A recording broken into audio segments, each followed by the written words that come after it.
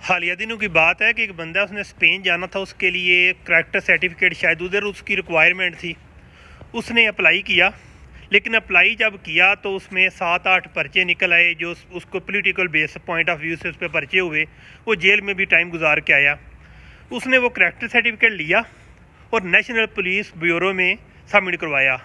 जैसे तैसे उधर से भी उसने वो क्लियर करवा लिया, लेकिन उस पे ऊपर पर्चे मेंशन थे, लेकिन बताया गया कि एम्बेसी इसको प्रूव नहीं करेगी। एम्बेसी में उसने TCS के थ्रू भेज दिया और TCS ने उसे गुज़श्ता हफ्ते की बात है, उसको कॉल किया कि तुम आके हमें मिलो। ज़ाहिर है उसका कोई था, उसके डॉक्यूमेंट भी स्पेन के थे। वो उधर गया तो उससे इंटरव्यू लिया कि उसने बताया, पूछा गया कि तुम्हारे ऊपर इतने ज़्यादा पर्चे हैं और तुमने उधर जाके शायद नेशनैलिटी या जो भी मामला है उसके लिए तुमने करैक्टर सर्टिफिकेट अप्लाई किया है, हम इसे प्रूव नहीं कर सकते।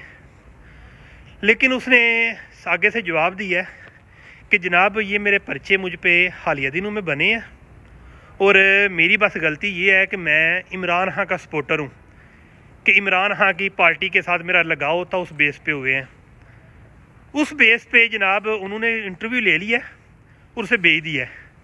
दोबारा TCS ने उसने 2 दिन पहले या गुज़श्ता हफ्ते जनाब जो करैक्टर सर्टिफिकेट है रिसीव किया है, जिसको एम्बेसी ने एक्सेप्ट कर लिया है। इसके बाद मुझे डिटेल का नहीं मालूम, लेकिन इतना पता चल गया है कि बैरून मुल्क में रहने वाली जो इधर काम कर रही हैं, एम्बेसी काम कर रही हैं, वो भी जानती हैं कि ह्यूमैनिटी क्या चीज़ है, हमारे मुल्क में क्या हो रहा है।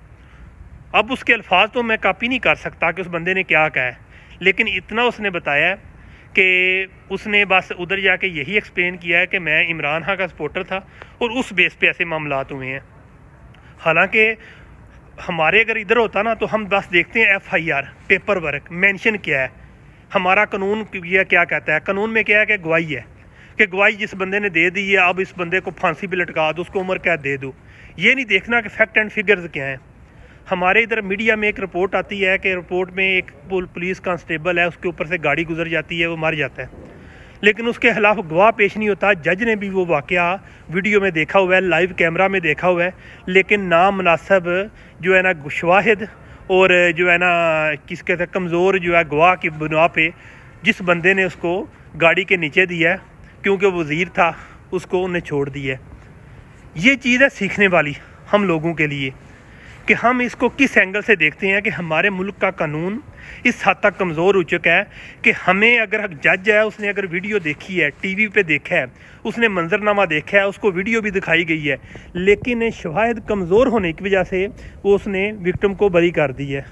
ये हालात होते हैं हमारे मुल्क में। हम अवाम ही चेंजिंग ला सकते हैं।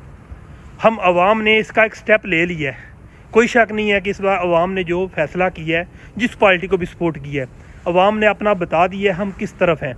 उसने उन अवाम ने ये नहीं कहा कि हम इमरान खान की तरफ हैं।